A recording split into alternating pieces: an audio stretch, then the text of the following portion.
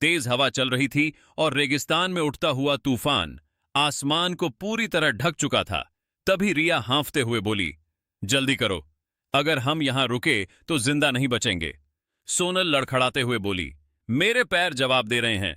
लेकिन निशा ने उसका हाथ कसकर पकड़ते हुए कहा, नहीं, रुकना मना है, आगे बढ़ो। तभी धुंध के बीच दूर एक परछाई दिखाई दी और रिया चिल्लाई, वो देखो, शायद कोई झोपड़ी है। तीनों जान बचाने के लिए पूरी ताकत से उस तरफ दौड़ीं और जाकर दरवाजा जोर जोर से खटखटाने लगीं। तभी अंदर से भारी आवाज आई, इस वीराने में कौन है? रिया ने कांपती आवाज में कहा, हम रास्ता भटक गए हैं, प्लीज दरवाजा खोलिए। दरवाजा धीरे धीरे खुला और सामने एक अजीब सा बूढ़ा खड़ा था, जिसके लंबे सफेद बाल और गहरी आंखें किसी रहस्य की तरह लग रही थीं। उसने कहा, अंदर आ जाओ। लेकिन जो अंदर आता है वो आसानी से बाहर नहीं जाता। तीनों एक दूसरे को डरते हुए देखने लगीं, लेकिन मजबूरी में अंदर चली गईं। झोपड़ी के अंदर अजीब सी खुशबू थी और दीवारों पर पुराने चित्र लगे थे।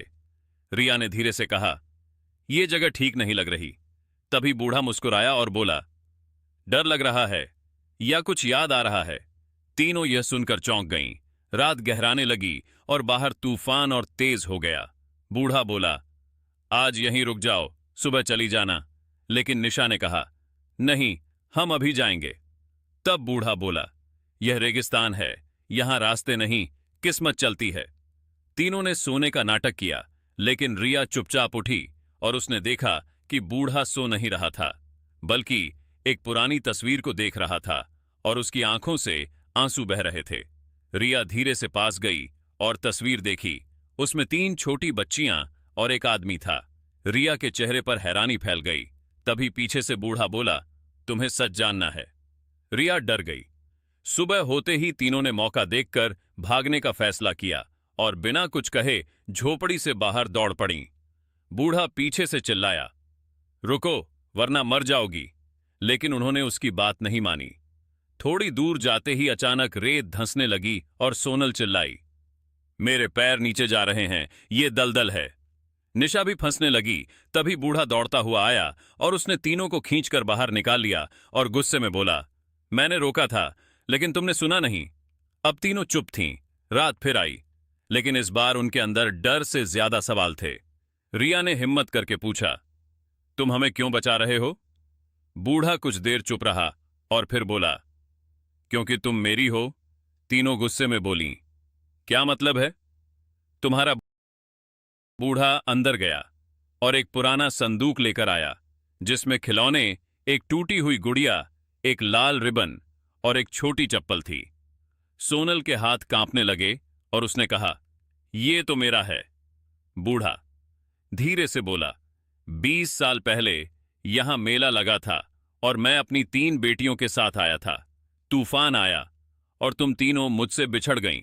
मैं तुम्हें ढूंढता रहा, लेकिन तुम नहीं मिली, इसलिए मैं यहीं रुक गया। यह सुनकर तीनों सन्न रह गईं। निशा की आंखों में आंसू आ गए और उसने पूछा, तो क्या तुम हमारे पिता हो? बूढ़ा रो पड़ा और बोला, हां।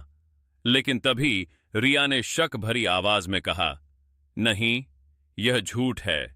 अगर ये हमारे पिता हैं तो हमें याद क्यों नहीं? तभी अचानक बाहर से आवाज आई।